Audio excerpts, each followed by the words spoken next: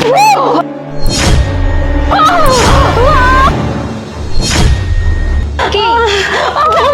আমার শেষ করে দিছিস তাই না? তুই আমার কত জ্বালা দিব, কত জ্বালা দিব, তোর জ্বালায় আমি বাঁচি না। আর তোর ছেলে আমাকে রেখে গেছে, কোথায় গিয়ে চাকরি করে কোনো ঠিক নাই। আমার জীবনটা একদম শেষ করে দিছিস তুই মা ছেলে মিলে। আমাকে তোর গোলাম বানিয়ে রাখবি। কিসের পারছিস না তুই পারছিস কি পারছিস না? আমি কি সেটা বুঝবো নাকি? হ্যাঁ, তোকে তো আজকে আমি মেয়ে মারতে মারতে শেষ করবো। বেশি করে বেশি করে পাঠানো, বেশি করে কি ভাবছে ও? হ্যাঁ, ছেলে গোলাম বানিয়ে রাখবি আমাকে। আমার বয়ফ্রেন্ড আসছে বাড়িতে, একটা ফোন দিয়েছে সেটা কি তোরে আমি ধরি, তোরে আজকে বাইরে ফেলামু, ঠিক আছে?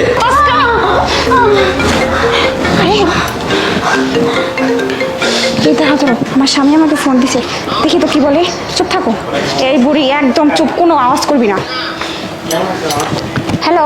হ্যাঁ হ্যালো প্রিয়া, কেমন আছো তুমি? আমি তো ভালো আছি। হ্যাঁ বলো, কি বলবে? ও আচ্ছা, মা কেমন আছে? মা কোথায়? ও মা, মা ভালো আছে। আর মা তো একটু রেস্ট করতেছে রুমের মধ্যে, তার শরীরটা নাকি ভালো না, তার রেস্ট করতেছে। ও আচ্ছা আচ্ছা, মাকে দেখে একটু ফোনটা দাও না, মায়ের সাথে অনেকদিন ধরে কথা বলি না, একটু দাও। ও মার সাথে কথা বলবা, কিন্তু মা তো এখন রেস্ট করতেছে, মার কাছে তো এখন ফোনটা দেওয়া যাবে না, সে বলছে তাকে ডিস্টার্ব না করতে। আচ্ছা ঠিক আছে, রাখি তাহলে, ভালো থাকো। হ্যাঁ আচ্ছা ঠিক আছে, তাহলে রাখি। এই বুড়ি, এই তোর পাটা খুলে দাও। শোন, এখন যাবি সোজা গিয়ে রান্নাঘরে আমাদের জন্য নাস্তা বানাই নিয়ে আসবি, বুঝতে পারছিস? যদি খালি করতে না পারছিস তাহলে কিন্তু এখানে কি মার চলছে তার থেকে দ্বিগুণ মার হবে, কিন্তু মনে রাখিস কথাটা। যা এখান থেকে এখন।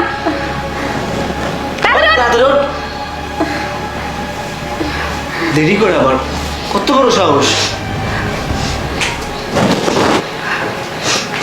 তাড়াতাড়ি আসবি।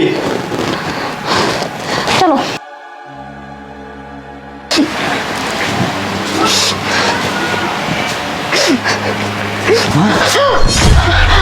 আরে আমার নয়ন, কথা বলো না। কখন আসলি তুই? মা, আমি কিছুক্ষণ আগেই আসছি মা। ওরা তোমার সাথে কি কি করছে তোমাকে আর বলতে হবে না, আমি সব দেখছি। আজকে বোঝাবো যে ওর একদিন কি আমার একদিন। তুমি এক কাজ করো, তুমি যাও, আর রুমে যাও, আমি তোমার পেছনে আছি। যাও, তুমি যাও আবার। মরে যাবো। হ্যাঁ, যাও, আমি আছি। যাও। বৌমা, আসলে যে কি রান্না করবো বুঝতে পারতেছি না। কি রে বুড়ি, তোকে না বলছি যে খাবার বানাইতে, আর তুই খাবার না বানায়ে এখানে আবার জিজ্ঞাসা করতেছিস যে কি বানাবি? হ্যাঁ, তোর শিক্ষা হয় নাই, শিক্ষা হয় নাই তোর, শিক্ষা হয় নাই। অনুমতি ছাড়া তুই আমার বলছিস? তুই আমার সামনে তুই আমার মায়ের সাথে কি করছিস? এই তুই আমার মায়ের সামনে কি করছিস? ঠিক আছে, এই তুই কে? তুই কে? তোর এত বড় সাহস! তুই ও তো চলে গেছে।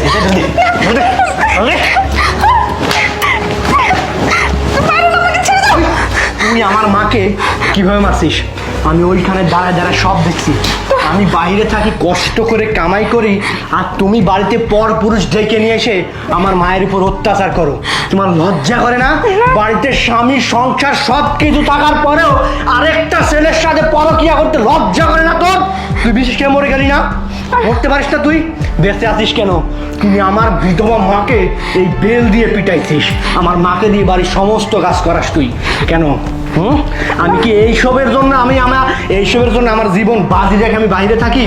এইসব দিন দেখার জন্য আমি তোকে এই বাড়িতে রেখে গেছি? ভুল করতেছ না?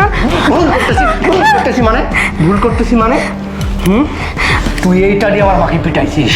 তোকে তো আমি দেখে নেবো, নির্লজ্জ বেহায় আমি কোথাকার। তোর লজ্জা করে না যে স্বামীকে রেখে আরেকটা পর পুরুষ বাড়িতে ডেকে নিয়ে আসিস? কোন লজ্জার মাথা খাইছিস তুই?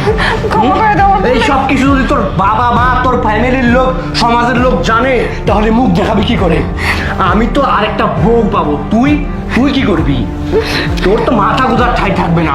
তার উপর আমার মাকে দিয়ে বাড়ির সমস্ত কাজ করাস, আমার মাকে এই বেল দিয়ে পিটাইছিস। কি করছিস দেখবি? দেখ কি করছিস তুই, দেখ। তোর মায়ের সাথে যদি কেউ এরকম কাজ করে তুই কি করবি? হ্যাঁ, আমি বাইরে থাকি, কষ্ট করে কামাই করি, মাসে মাসে টাকা পাঠাই, আর একটা ছেলে বাড়িতে ডেকে নিয়ে এসে এইসব করো আর আমার মাকে পিটাও তুমি, না? আমার ভুল হয়ে গেছে, আমাকে ক্ষমা করে দাও। ভুল হয়ে গেছে। তোর মতো দরজাল মহিলাকে ক্ষমা করা যায় না, বুঝতে পারছিস? এই ভিডিও ক্লিপ দেখিয়ে তোকে আমি জেলের ভাত খাওয়াবো। তোকে তো ডিভোর্স দিবই, তোকে আমি জেলের ভাত খাওয়াবো। এখন যা, সোজা বাবার বাড়িতে যাও, বেরো। মা, তুমি আমাকে ক্ষমা করে দাও। হ্যাঁ, আমি তোমার জন্য সঠিক মেয়ে আনতে পারি নাই, যার কারণে আজকে তোমার এই অবস্থা। মা, তুমি আমাকে মাফ করে দাও মা।